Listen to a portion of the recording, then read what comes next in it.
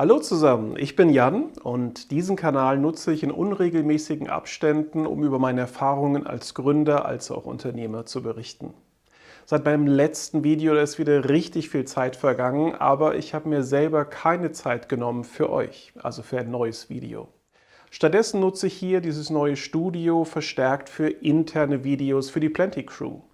Wie ihr wisst, haben wir nur Remote-Mitarbeiter und deswegen ist für mich das Thema Video einfach zu einem richtig tollen Kommunikationsmedium geworden, vor allen Dingen für intern.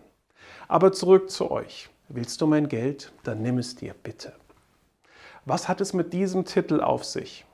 Im letzten Video, da ging es ja um unser großartiges erstes Quartal. Und Spoiler, auch im zweiten Quartal laufen wir aktuell im Bereich Neukunden deutlich über Plan. Ein großes Dankeschön also an die wunderbare Plenty Crew. Ihr rockt. Und der Nebeneffekt des letzten Videos waren noch mehr E-Mails, die dem Titel dieses Videos hier entsprechen. Der Anfang solcher Kontaktaufnahmen ist teils total einfallslos. Zum Beispiel: Hallo Jan, wir verwalten 3 oder 4 oder vielleicht auch 5 Milliarden und uns ist Plenty Systems aufgefallen. Mega, was ihr da erreicht habt. Hast du morgen vielleicht Zeit für ein Telefonat?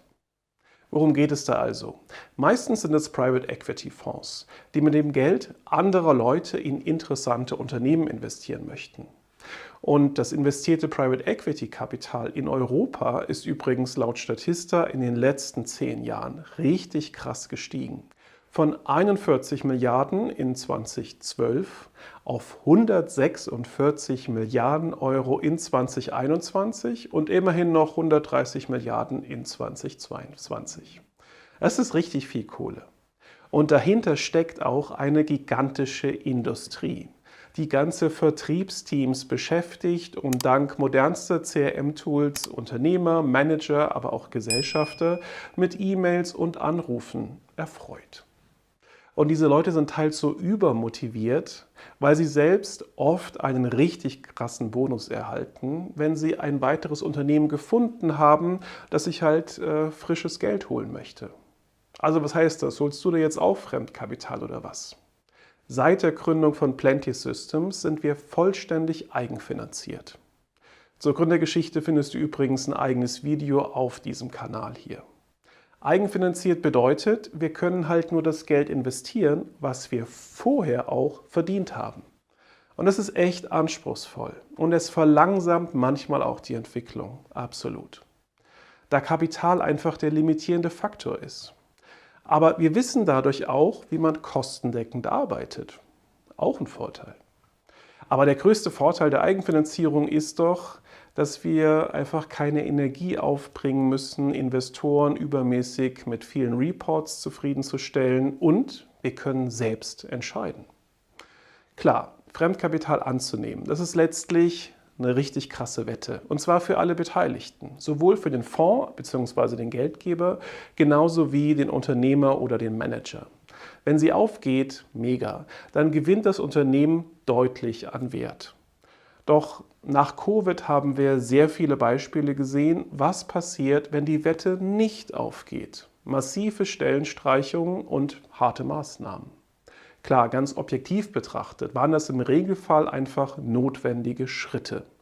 Doch ganz konkret macht so etwas natürlich wahnsinnig viel mit der Belegschaft. Wer nimmt zuerst den goldenen Handschlag? Oft gerade die, für die es sich am meisten lohnt, also die langjährigen Mitarbeiter. Und diese Lücke dann zu schließen und die verbleibenden Leute zu motivieren, das ist sicherlich echt eine wahnsinnige Herausforderung. Das ist halt die kritische Seite, ganz klar. Aber gleichzeitig sind die Möglichkeiten, zumindest in der Theorie, endlos. Daher verstehe ich wirklich jeden, der eine solche Wette gerne eingeht.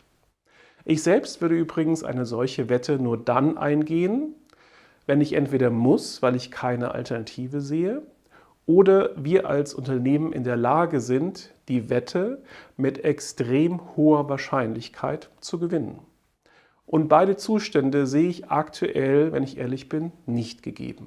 Also bleibt es dabei. Wir entwickeln uns eigenfinanziert weiter. Zumindest vorerst.